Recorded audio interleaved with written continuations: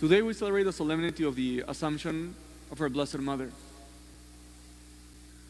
What we Catholics believe is that when her earthly pilgrimage ended, Mary did not experience death as we will do, but rather she was taken in body and soul to the glory of God. Remember that death is the separation of body and soul. We die when our soul and our body are separated. But Mary never experienced this separation. So at the end of her life, she was taken in body and soul to the presence of God. This belief of us Catholics was officially proclaimed as a dogma in the year 1950 by Pope Pius XII. Does this mean that Pope Pius XII suddenly one day woke up and said, "Today I feel like proclaiming a dogma. I'm going to say this about Mary"? No.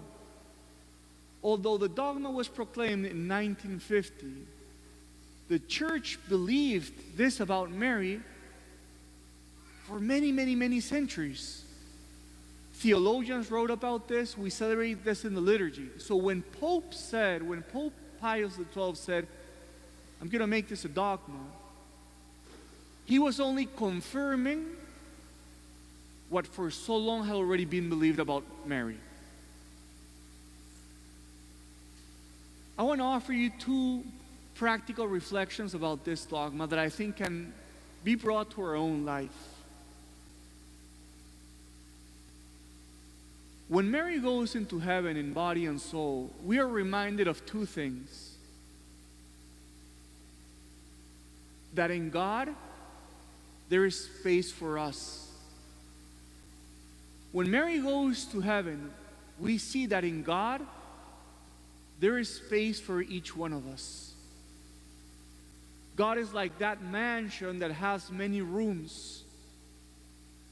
And there are rooms for each one of us. What Mary shows us is that what Eve lost in original sin, that access to God, Mary reclaims that access and reminds us that in God there is space for each one of us. But Mary also shows that the opposite is true. That in God, that in us there's also space for God. Not only is there space for us in God, but in us there is space for God. Remember that Mary was like the Ark of the Covenant. She had space in herself for Jesus, for God. How do we make space for God in our lives? That space happens through faith. Faith is the act that brings God into our own life. That faith is the way that we make space for God in our life. And that's also something that we learn through Mary. Her faith made it possible for God to inhabit in her own life.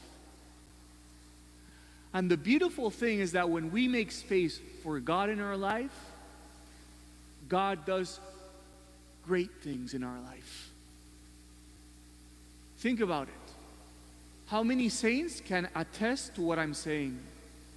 How many saints made space for God in their life and God did great things through them?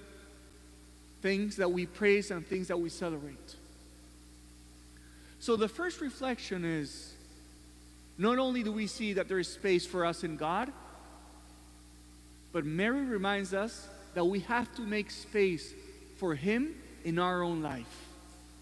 And we make that space through faith, and then He will do great things through us.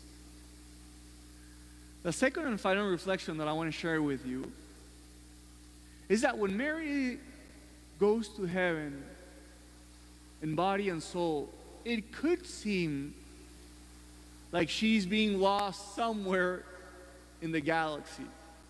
Like she's leaving us and she's going elsewhere to a distant place, disconnected with us. Like, "Whoa, Mary, see you." But really what's happening is that when Mary goes in body and soul to the presence of God, rather than being distant from us, she becomes ever more available and more present. Because when she is in God, in a sense, she becomes close to each one of us in the same way that God is close to each one of us. When Mary was on this earth, she could only attend to the needs of a limited amount of people. For example, she could attend to the needs of the bride and groom at the wedding feast in Cana. But when Mary goes to heaven, she suddenly becomes available to each one of us simultaneously because she's in the presence of God. So then the question becomes, if Mary is available to each one of us because she is in God, how much do we turn to Mary? How much do we make the most of this availability? How much do we turn to her with a needing heart? How much do we tell Mary, we're lacking of wine, we're in need of wine, get us this wine from Jesus? How much is Mary an intercessor for us? How much do we turn to her intercession?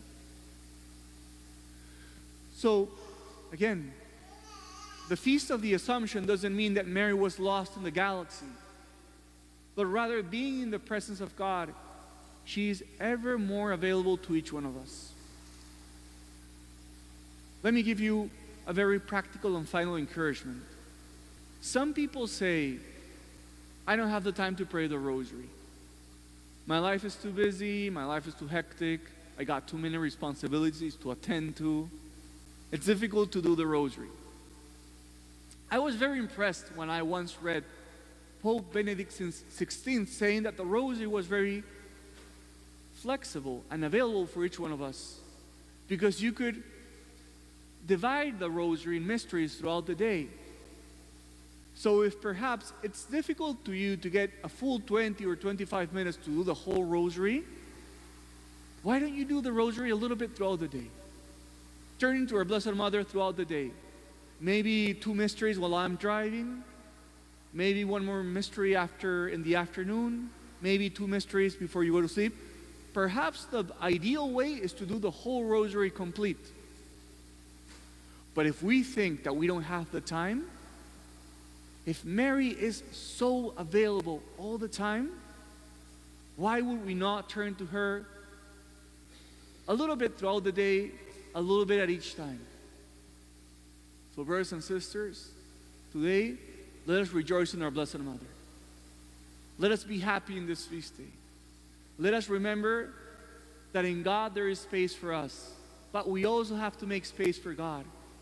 And let us remember that when Mary leaves this earth, she isn't lost in the galaxy, but rather she becomes as present to you as God is.